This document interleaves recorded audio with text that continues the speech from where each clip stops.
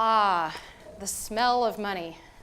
That was my introduction to the waste industry back in 2000. I'm Brooke Farell, the CEO and founder of RecycleMatch. And in the late 90s, one of the larger waste companies in the industry, Waste Management, had gone through some pretty negative stuff with their business and their brand. And so I was brought in 2000 to rehabilitate and reposition their brand. When we started doing the research with all their stakeholders and came back with the response that, hey, it's all about the environment, they were shocked. I mean, that was not at all where anybody was looking. And so I spent the next 8 years helping them with the Think Green campaign and rolling out really what changed their internal thinking about things as well as their external brand with customers. So that's kind of my introduction to the waste industry. And while I was involved in this space, I learned a lot of really fascinating things about waste, about recycling. Probably the most important thing I learned was the scope. My God, this is huge. It is unbelievable how much waste there is. Number two, I also was learned and somewhat shocked to find out that a lot of the ways things are done in this industry are still pretty old school. For such a large industry, there's still a lot of old relationship kind of going on here. It's not particularly advanced in that regard.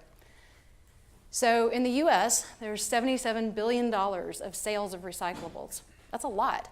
And it's actually done on Rolodexes and Excel spreadsheets. That's shocking. As a seller, you're only good as your Rolodex. That's pretty amazing.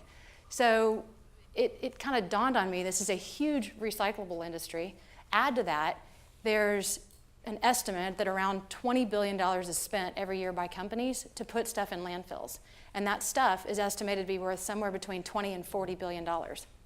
That's even more amazing because all of this is a data issue. Number one, we don't have data about the recyclables and where it's going and what they're worth. But number two, we have no idea how to connect all of this waste that's going to landfills with all of the potential buyers that could be using those feedstocks. So we talk a lot about MSW, and we do actually have some data around MSW and post-consumer materials, and I know there's a lot of focus on post-consumer materials because it's a big issue. We've got 34% recycling rate in that space. Great. It's a tiny drop in the bucket compared to post-industrial. There's so much waste that none of us are really thinking about because it's coming from industrial sources, post-manufacturing. So my effort is really focused on this big chunk over here, post-industrial materials, and I really believe that the post-industrial materials and the big manufacturers that are generating those can actually end up having a really big impact on the post-consumer materials as well. So it kind of dawned on me when I heard a stat that came out that General Motors made $1 billion a year on recycling in 2010. $1 billion a year, that's huge. And then I looked, and Waste Management in 2010 only made $1.1 billion a year on recycling. That was sort of shocking to me. So it dawned on me that these large manufacturers have a huge opportunity to generate revenues from the sale of their byproduct materials. But in addition to that, it's also an opportunity to get ahead of a really big threat.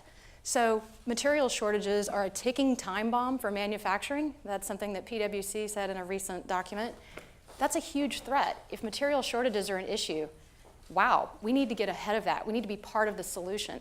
And at the same time, if being part of that solution means that we can tap into an opportunity to mine the stuff that's in our dumpsters, why can't we do that? Because there's a short-term opportunity and a long-term opportunity. So in 2010, I set out to launch this global marketplace for buying and selling and trading waste materials. And we launched it. We got a lot of really important press. I was shocked by how much press we got. It was easy. We were just a giant press magnet. Everybody wanted it to work. And we got hundreds of sellers, thousands of buyers coming to the site. And all of these companies, it was individual guys at EH&S levels, at individual plants. And what we realized was that we could do a lot of really important things. We could deliver on the commodity materials 20% more. We were actually getting sellers 20% more for their high-value materials just through the online competition. And for the things that were going to landfill, we were actually discovering new markets and new solutions for those materials by putting it out there for Google search to find, things like that. So why isn't this fantastic news? Well, we also learned that our model was kind of broken. We were never going to get to scale with each of these individual guys at each of these individual plants. And the large organizations were never going to come to the party unless they were in total control of the entire system. They wanted to be in control, and they hated the commission-based model. So we started talking to some of our customers, and one customer in particular, Shaw Industries, was one of the first customers to adopt our new solution that we'll be talking about in a second. And for those of you that don't know Shaw, they do carpet, flooring. They're a very large $4 billion company. And they also sell $40 million a year of waste byproduct. And so I said, what is it that you guys would need in order to put all of your byproduct materials on our platform? And they said, well, first of all, it needs to be our platform. It needs to have a Shaw logo on it. And it needs to be a monthly subscription. We're not paying you commissions for something that we might already be selling. They liked the cloud-based solution. They also wanted to replace their internal Excel spreadsheet process, where they'd hand one process through this Excel spreadsheet, hand it to the next group of people that have to do a different process. They wanted to replace all of that and improve their internal efficiencies by moving to an online solution. And it would be nice, once you've got all that data, to really get some robust tracking and reporting. So this is where we had some real interesting opportunities to talk about economic reporting, indexes, comparisons, things like that, as well as reporting on environmental impact. But more than anything, they wanted control. They wanted to customize control for every transaction. So number one, they wanted to figure out what type of sale they wanted to put on a certain material. Number two, they wanted to see if it's invitation only versus public. And I think a really good example would be like, say, the US Army.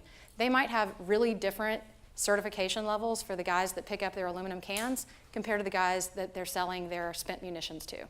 So that whole idea of customizing the control and the access based on the materials. So the good thing about this was that the curated access approach actually really had a lot of value for the buyers as well.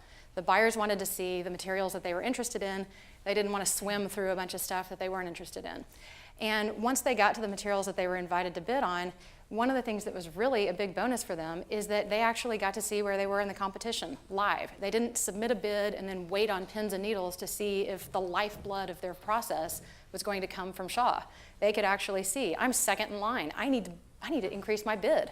And so that really created a lot of active competition on their highest value materials, and it gave people an opportunity to get a fair market price on both sides of the coin. So the basic business model for these large enterprise sellers is a private label subscription model. Right now we're talking in the neighborhood of $10,000 a month, plus or minus a little bit, depending on how many seats and how complicated.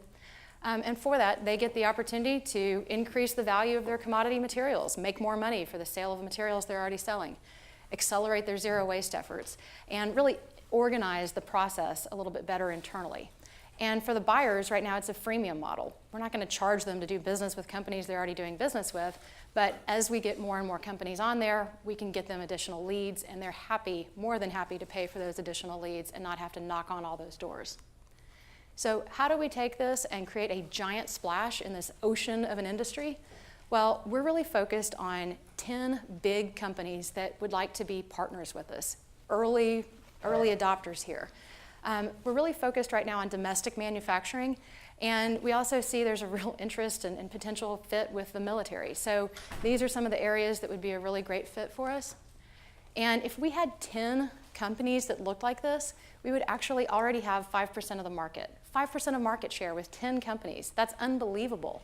And maybe that doesn't sound unbelievable to you, but if you think about it, the rest of the 90%, 95% is really pretty fragmented. So 5% market share overnight would be unbelievable. We'd already have $5 billion in transactions going through this one common system.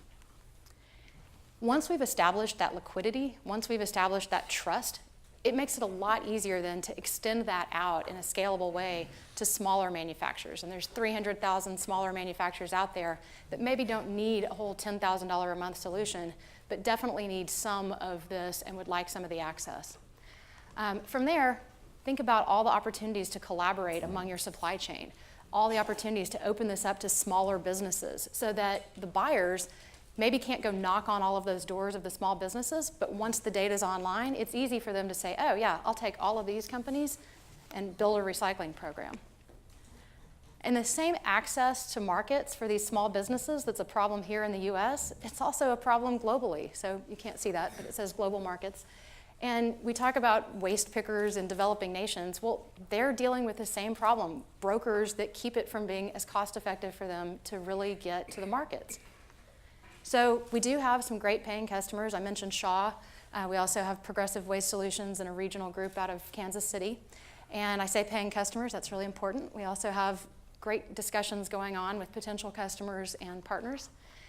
The reason that paying customers is important to us is because we're bootstrapped.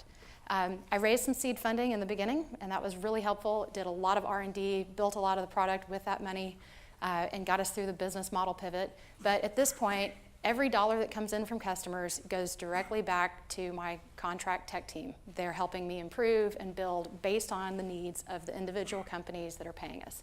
So the company pays us, they're telling us what their improvements are. That money is going directly to that. I'm not taking a salary. So give up the Rolodex, people. Come on, let's do this. How long could it possibly take to get this giant industry off of the addiction to their Rolodexes? Your Rolodexes as the largest corporations could actually be really beneficial to the companies in your supply chain. Let's open that up. Let's democratize access to the markets, to the materials, to the data, and start really getting into what's going on in our waste.